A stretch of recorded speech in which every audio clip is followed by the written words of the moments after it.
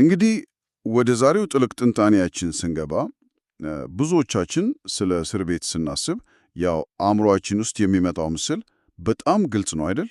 አዎ፣ ጠንካራ ግድግዳዎች፣ ብረት በሮች እና ጠባብ ክፍሎች ናቸው ትዝ የሚሉን። ልክ ነው። አካላዊ ነጻነት መነጠቁን ነው ወዲያው የምናስበው። እና በአካል ታስሮ በአእምሮ መጓዝ የሚባለው ነገር ማለቴ ለብዙዎቻችን ከባድ ነው። እውነት ነው።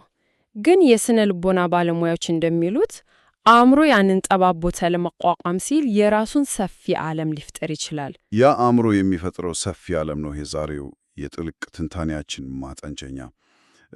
ሰሞኑን የፕሮጀክት ጉተንበርግ ማህደርን እንዲሁም የካምብሪጅ ዩኒቨርሲቲን የታሪክ ማጣቀሻዎችና ብሪታኒካን ሳገላብጥ አንድ እጅግ አስገራሚ ሰው ታሪክ ላይ አተኮርኩ። ጆን ባኒያን ይባላል። ኦ፣ የፒልግሪም ጉዞን የጻፈው ሰው ነዋ። አዎ፣ ያው በእንግሊዝኛው The Pilgrim's Progress የምንለው ማለት ነው። ይሄ በ1678 እና 1684 የታተመ መጽሐፍ ከመጽሐፍ ቅዱስ ቀጥሎ በዓለም ላይ በስፋት የተነበበ በጣም ታዋቂ ስራ እኮ ነው። ልክ ነሽ።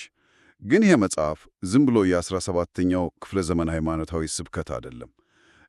የሰው ልጅ ውስጣዊ ፍርሃት፣ ፈተና እና ጥርጣሬው ወደ አካላዊ ቦታዎችና ጭራቆች የለወጠ ድንቅ የስነ ልቦና ጉዞ ነው። እውነት ነው። የባኒያን ስራ እኮ ዘመን ተሻጋሪ የሆነውም ለዚህ ነው።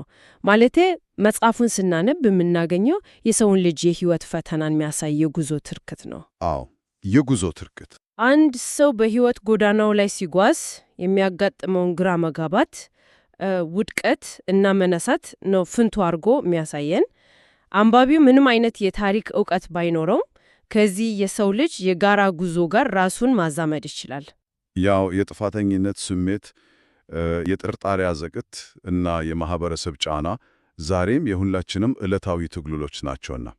ግን ታሪኩን በደንብ ለመረዳት ጸሐፊው ጆን ባኒያን በምን አይነት አስከፊ ሁኔታ ውስጥ ሆኖ እንደጻፈው መመልከት አለብን ብዬ አስባለሁ። በጣም ወሳኝ ነጥብ ነው። ማለቴ ሰውየው የተማረ የዩኒቨርሲቲ የነገረ መለኮት ሊቅ አልነበረም። በገጠር እንግሊዝ ያደገ ተራ ሰው ነው። በእንግሊዝ የእርስ በርስ ጦርነት ወቅትም በፓርላማ ጦር ውስጥ አገልግሏል። ተራ ወታደር ነበር። ልክ ነው። ነገር ግን በ1660 ቻርልስ ዳግማዊ ወደ ሥልጣን ሲመጣ ያው ሁሉም ሰው በእንግሊዝ ቤተ ክርስቲያን ሥርዓት ብቻ እንዲመራ ጥብቅ ሕግ ወጣ። ባኒያን ግን ከዚህ ሥርዓት ውጭ ራሱን እምነት በመስበኩ ታሰረ። በዚያ ምክንያት ነው የታሰረው። አዎ። እና አስቢው 12 ዓመታት ነው በእስር ያሳለፈው። ቤተሰቡን ለማስተዳደር ጠባብ እስር ቤት ውስጥ ሆኖ የጫማ ማሰሪያዎችን የሠራ ነበር ይህንን የጻፈው። የመጀመሪያውን ክፍል በ1677 አጭር እስር ባጋጠመው ወቅት ነው የጻፈው። ይሄ ታሪካዊ እኮ እጅግ አስገራሚ ነው። 12 ዓመት በ77ኛው ክፍለ ዘመን እስር ቤት ውስጥ ማሳለፍ ማለት ያው በቀጥታ የሞት ፍርድ እንደመጠበቅ ነው። አዎ፣ በሽታና ረሃብ ያለበት ቦታ ነው። ልክ ነው። ከምንም በላይ ደግሞ የአእምሮ መቃወስ የሚጠበቅበት ቦታ ነው። ባኒያን የታሰረው ባመነበት ነገር በመቆሙ ነው እንጂ ወንጀል ሰርቶ አይደለም። እውነት ነው። ይህ ደግሞ በውስጡ ከፍተኛ የሆነ መንፈሳዊ እና ስነ ልቦናዊ ትግል እንዲፈጠር አድርጎታል። የቆምኩለት እውነት ትክክል ነው ወይ የሚል ጥያቄ አእምሮውን ሲያሰቃየው እንደነበረ ግልጽ ነው። እና ነገሩ ይበልጥ የሚስበው እዚህ ላይ ነው። ማለቴ አንድ ሰው ጠባብ እስር ቤት ውስጥ ተዘግቶበት እንዴት ስለማያቋርጥ ረጅም ጉዞ እና ሰፋፊ የመሬት ገጽታዎች ሊጽፍ ቻለ? ይህ መጽሐፍ ለእርሱ ልክ እንደ አእምሮ ማምለጫ መንገድ ወይም ሜንታል ኤስኬፕ ሩም ነበር ማለት እንችላለን። የማምለጫ መንገድ የሚለው ሐሳብ ጥሩ ነው፣ ግን ሙሉ በሙሉ አይገልጸውም እላለሁ። ማምለጥ ስንል ከእውነታው መሸሹን ያመለክታል አይደለ? ልክ ነው፣ መሸሽ ነው። ባኒያን ግን ከእውነታው አልሸሸም። ይልቁንም የራሱን መንፈሳዊ ውጣ ውረድ፣ በውስጡ ያለውን ፍርሃት ወደ ተምሳላዊ ትረካ ቀይሮ ፊት ለፊት ተጋፈጠው። ዋው! ፊት ለፊት መጋፈጥ። አዎ፣ የሕይወትን ትግል፣ የጥርጣሬን አስከፊነት በተጨባጭ ገጸ ባህሪያትና ቦታዎች መስሎ አቅርቦ። ለዚህ ነው ዛሬም ድረስ ኃያል ሆኖ የሚሰማን። ፍርሃትን ረቂቅ ከማድረግ ይልቅ ሊታይና ሊዋጉት ወደሚቻል ጠላት ቀይሮታል። በጣም የሚገርም ነው። አሁን ወደ ታሪኩ ጅማራው እንግባ። የመጀመሪያው ክፍሉ ላይ ማለት ነው። ታሪኩ የሚጀምረው ክርስቲያን የተባለው ዋና ገጸ ባህሪ በጥፋት ከተማ ውስጥ ሆኖ አንድ መጽሐፍ ሲያነብ ነው። እዛ ላይ ነው ሸክሞ የሚመጣው። ልክ ነሽ። መጽሐፉን ሲያነብ ከባድ ሸክም ጀርባው ላይ ይወድቅበታል። ይህ ሸክም ያው ዝም ብሎ ዕቃ አይደለም፣ የጥፋተኝነት ስሜት ነው። እና ከዚህ ሸክም ለመገላገል ሲጨነቅ ወንጌላዊ የተባለ ገጸ ባህሪ መጥቶ መዳን ወደሚችልበት ጠባቧ በር ወይም ዊኪድ ጌት አቅጣጫ ያሳየዋል። ግን ጉዞ ቀላል አልነበረም። በፍጹም። ገና ጉዞውን እንደጀመረ የጥርጣሬና የተስፋ መቆረጥ ማጥ ውስጥ ይገባል። እዛ ጭቃ ውስጥ ተዘፍቆ ማውጣት ሲያቅተው እርዳታ የተባለ ገጸ ባህሪ መጥቶ ነው የሚያወጣው። ያ የጥርጣሬ ማጡ እኮ እጅግ አስገራሚ የስነ ልቦና መግለጫ ነው። ማለቴ መጽሐፉ መንፈሳዊ መነቃቃትን ቀላል አድርጎ አላቀረበው። ክርስቲያን ማጥ ውስጥ መውደቁ የሚያሳየን ትልቅ እውነት አለ። ምንድነው እሱ? የሰው ልጅ ስህተቱን አውቆ የተሻለ መንገድ ለመጀመር ሲሞክር ወዲያውኑ ስኬታማ አይሆንም። እንደውም የጥፋተኝነት ስሜት ልክ እንደ ማጥ ወደ ታች ይጎተተዋል። አዎ፣ ሽግግሩ በጣም ከባድ ነው። ልክ ነው። በራሱ አቅም ብቻ ከዚያ ጭቃ ማውጣት አለመቻሉ ደግሞ የሰው ልጅ በችግር ጊዜ የሌላውን እርዳታ መፈለግ እንዳለበት ያሳያል። እውነት ነው። ከዚያ ማጥ ተሻግሮ ከወጣ በኋላ ነው እንግዲህ ትልቁ ፈተና የሚገጥመው። የተከበረ የሚመስለው ሚስተር ወልድሊ ዋይዝማን ያገኘዋል። ያ አሳሳችሁ ሰው። ይህ ሰው ክርስቲያንን አቆሞ ይህ መንገድ እኮ በጣም ከባድ ነው፣ እኔ ቀላል መንገድ ላሳይህ ብሎ ከተሳሳተ አቅጣጫ ይመራዋል። እና ይህንን ሳስቦ ይህ ሚስተር ወልድሊ ዋይዝማን አሁን ባለንበት ዘመን ካሉ አቋራጭ መንገድ አሳቢዎች ጋር አይመሳሰልም? በጣም ይመሳሰላል። ማለቴ ልክ ማህበራዊ ሚዲያ ላይ ሁሉንም ነገር በቀላሉ ማግኘት ትችላለህ፣ የሞራል እሴትን ዝቅ አድርገህ ሁሉንም አግኝ እያለ እንደሚመክር ዘመናዊ አሳሳሽ ወይም ኢንፍሉዌንሰር አይመስልም ወይ? ልክ ነህ። የንጽጽርህ የታሪኩን ጥልቀት በትክክል ያሳያል። ምን መሰለ፣ የተሳሳቱ መንገዶች ሁልጊዜ አስፈሪ ጭራቅ መስሎ አይመጡም።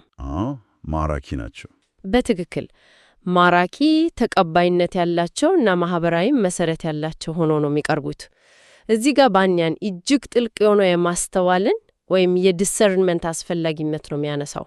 ትክክለኛው መንገድ ፈታኝ ሲሆን፣ አቋራጩ መንገድ ግን ምቾት ያለው ይመስላል። ግን ያ መጨረሻው ጥፋት ነው። ሆኖም ክርስቲያን በደግ ፍቃድ አቅጣጫ ጠቋሚነት ወደ በሩ መግባት ይችላል። ተርጓሚው ቤቱም ይደርሳል። በመጨረሻም ሸክሙ በመስቀሉ ስር ይወድቅለታል። ያ ትልቁ ፎይታ ነው። ልክ ነው። ዳገቱንም ይወጣል። ግን ይህ ፎይታ የረጅም ጊዜ አልነበረ። ጉዞ ይፋፋምና እጅግ አደገኛ ሸለቆች ውስጥ ይገባል። እዚህ ላይ ሁለት ተለያዩ መንፈሳዊ ጥቃቶች እናያለን። ከባድ ውጊያዎች ናቸው። በአንደኛው በኩል አፖሊዮን ከተባለ ጭራቅ ጋር የፊት ለፊት ውጊያ አለ። በሌላ በኩል ደግሞ በተስፋ መቆረጥ ግዙፍ በሚመራው የጥርጣሬ ቤተ መንግሥት ውስጥ መታሰር አለ። አፖሊዮን እና የጥርጣሬ ቤተ መንግሥት ሁለት የተለያየ የስነ ልቦና ቀውስን ነው የሚወክሉት ማለቴ ነው። አፖሊዮን ውጫዊውን ጥቃት ይወክላል፣ ልክ ፊት ለፊት እንደሚመጣ የፍርሃት ጥቃት። የፓኒክ አታክ አይነት። ልክ ነው። የጥርጣሬ ቤተ መንግሥት ግን ውስጣዊውንና ድብቁን ጠላት ነው የሚያሳየው። እና ታሪኩ እጅግ ዘመናዊ የሚሆነው እዚህ ላይ ነው። ማለቴ ተስፋ መቆረጥን ያው በእንግሊዝኛው ዲስፔር ምንለውን እንደ ስሜት ብቻ ሳይሆን አእምሮን አጥቦ ራስን ወደ ማጥፋት ሊያደርስ እንደሚችል ስርዓት አድርጎ መሳሉ ይገርማል። በጣም ጥልቅ ምልከታ ነው። ይህ በቀጥታ የዘመናችንን የከባድ ድብርት ወይም የክሊኒካል ዲፕሬሽን ባህሪ የሚያሳይ አይደለን? ይህ ክፍል ምናልባትም ከመጽሐፉ ሁሉ ይበልጥ ስነ ልቦናዊ ጥልቀት ያለው ክፍል ነው። የድብረት ዋነኛ ባህሪውም ይሄው ነው። ሰውነትን ማዳከም ሳይሆን አእምሮን ማሰር፣ ሕይወት ባዶ መሆኗን ማሳመን። እውነት ነው። እና በጥርጣሬ ቤተ መንግሥት ውስጥ እኮ መፍትሄው ጉልበት አልነበረም። አይደለም፣ አካላዊ ጉልበት አይሰራም። እዛ ክርስቲያን የሚያመልጠው ተስፋ ወይም ፕሮሚስ የተባለውን ቁልፍ ደረቱ ላይ ደብቆት እንደነበር ሲያስታውስ ነው። ያቺ ቁልፍ ማስታወስ እኮ ነው። ተስፋ መቆረጥ እውነትን እንዳናስታወስ ያደርገናል። መውጫው መንገድ እውነትን ዳግም ማስታወስ መሆኑን ነው ያሳየው። ልክ ነሽ። ከዚህ ካመለቱ በኋላ ደግሞ ወደ የከንቱነት ገበያ ወይም ቫኒቲ ፌር ይገባሉ። ይህ ገበያ ማህበራዊና የገበያ ግርግሮችን የሚያሳይ ነው። ሁሉም ነገር የሚሸጥበት ቦታ። ልክ ነው። እና ጓደኛው ፌይትፉል በዚህ ገበያ በሚሸጡት ከንቱ ነገሮች አልካፈለም በማለቱ ብቻ ማህበረሰቡ ፈርዶበት ይገደላል። ግን እዛው ሆፕፉል የተባለ አዲስ ጓደኛ ያገኛል። በመጨረሻም ወንዙን ተሻግረው ሰማያዊቷን ከተማ ይደርሳሉ። የሆፕፉል መቀላቀል ትልቅ ትርጉም አለው። የአንዱ መስዋዕትነት ሌላውን ያነቃቃል ማለቱ ነው። አዎ እንግዲህ ይህ ሁሉ የግለሰብ ትጉል የመጀመሪያው ክፍል ነው። በ1884 ደግሞ ባኛን ሁለተኛውን ክፍል አሳተመ እና እኔን የገረመኝ ነገር የሁለተኛው ክፍል ጭብጥ ከመጀመሪያው ሙሉ በሙሉ የተለየ መሆኑ ነው። አዎ አቅጣጫው ይቀየራል። ይህ ክፍል የሚያተኩረው በክርስቲያን ሚስት በክርስቲያና ልጆቿ ማርሲ በተባለች ወጣት እና ግሬት ሃርት በተባለ ጠባቂያቸው ላይ ነው። ማለቴ የመጀመሪያው ክፍል ልክ የካስት አዌይ ፊልም ላይ እንዳለው ብቸኛ የሁሉና ትጉል ነው። ሁለተኛው ክፍል ግን ቤተሰብ ይዞ ረጅም የመኪና ጉዞ ያው ፋሚሊ ሮድ ትሪፕ እንደማድረግ ነው። አሃ ጥሩ ንጽጽር ነው። አዮ የጋራ ጉዞ ነው አይደል? ሁሉም ሰው ምግቡን መያዙን ወደ ኋላ የቀረሰው አለመኖሩን ማረጋገጥ ይጠየቃል። ታዲያ ይህ የጸሐፊውን የሞራል አድማስ መስፋት አያሳይም? እጅግ የሰፋው የሞራል አድማስን ነው የሚያሳየው።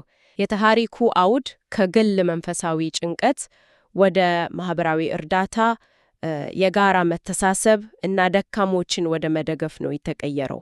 ሰብአዊ ያደርገዋል። አሁን ደግሞ ይሄ የእንግሊዝ ገጠራማ አካባቢ ታሪክ እንዴት የዓለም ንብረት ሊሆን ቻለ የሚለውን እንመልከት። ምክንያቱም በ200 ቋንቋዎች ነው የተተርጎመው። በጣም በሚገርም ፍጥነት ነው የተሰራቸው። አዎ ተመራማሪዋ ኢዛቤል ሆፍሜየር በጄስቶር ጥናቷ እንዳስገነዘበችው ደግሞ በ80 የአፍሪካ ቋንቋዎች ተተርጎሞ በአፍሪካ ክርስቲያናዊ አውድ ውስጥ ትልቅ ተጽዕኖ ፈጥሯል። እና የኔ ጥያቄ ታሪኩ ከእንግሊዝ የእርስ በርስ ጦርነት ወጥቶ በ80 የአፍሪካ ቋንቋዎች ሊዋሃድ የቻለው ለምንድን ነው? ይሄ ጥሩ ጥያቄ ነው። ያ የከንቱነት ገበያ ወይም ቫኒቲ ፌር የሚባለው ጽንሰ ሐሳብ በሁሉም ባህል ውስጥ የሚገኝ ሁለንተናዊ የሰው ልጅ ፈተና ስለሆነ ይሆን? በትክክል ምስጢሩ ያለው የታሪኩ ሁለንተናዊነት ላይ ነው።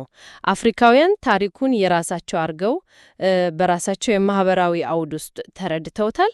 የቅኝ ግዛት ጫናን፣ ማህበራዊ ፈተናን ለመግለጽ ተጠቅመውበታል። ማለቴ ታሪክን የራስ የማድረግ ችሎታ ነው እና ደግሞ መጽሐፉ ለእንግሊዝ ስነ ጽሑፍም ትልቅ መሰረት ነው። ለ18ኛው ክፍለ ዘመን ልቦለድ መፈጠር እንደ ዳንኤል ዲፎ እና ሳሙኤል ሪቻርድሰንን በማነሳሳት ትልቅ አስተዋጽኦ አድርጓል። አዎ የልቦለድ ፈርቀዳጅ ነው። በ1951 በራልፍ ቮን ዊሊያምስ ወደ ኦፔራ ተቀይሯል። በ2019 ደግሞ በሬቨሌሽን ሚዲያ አኒሜሽን ፊልም ሆኖ ወጥቷል። ለመቋራጭ መንገዶችን፣ ድካምንና ተስፋ መቁረጥን ስታቀርብልን ጽናትን እንዴት ማግኘት እንደምንችል ስለሚያስተምር ነው። እውነት ነው። ጽናትን ነው የሚያስተምረው። የጉዞ መዳረሻ ብቻ ሳይሆን ጉዞ ራሱ ጓደኝነት፣ መደጋገፍ እና ያው እውነትን ማስታወስ ምን ያህል ወሳኝ እንደሆኑ ያስገነዝባል። በጣም ጥልቅ ማጠቃላይ ነው። ታዲያ የዛሬውን ዝግጅታችንን ከመቋጨታችን በፊት አንድ ቀስቃቃሽ ሐሳብ ማንሳት ፈልጋለሁ። በመጨረሻው ይህንን ጥያቄ እናንሳ። ምን ይሆን ጥያቄው? በባንያን ዘመን የነበረው ሸክም ሃይማኖታዊ የጥፋተኝነት ስሜት ነበር። ዛሬስ የዘመናችን የከንቱነት ገበያ በስማርት ስልኮቻችን ውስጥ ያለማቋረጥ የሚፈሰው ማህበራዊ ሚዲያና የመረጃ ጋጋታ ቢሆንስ? ዋው! ይሄ ከባድ ጥያቄ ነው። እኛስ ይህን ሁሉ ሸክም ተሸክመን ወደ ትክክለኛው መንገድ የሚያመላክተን የራሳችን ወንጌላዊ ማን ነው? እኛስ የራሳችንን የተጠርጣሪ ቤተ መንግሥት በምን ቁልፍ ነው የምንከፍተው? ይህ ሁላችንም ቆም ብለን ልናስበት የሚገባ ጉዳይ ይመስለኛል። እንግዲህ ለዛሬ ያዘጋጀንላችሁ ጥልቅ ትንታኔ ይህንን ይመስል ነበር። አብራችሁን ስለነበራችሁ እናመሰግናለን።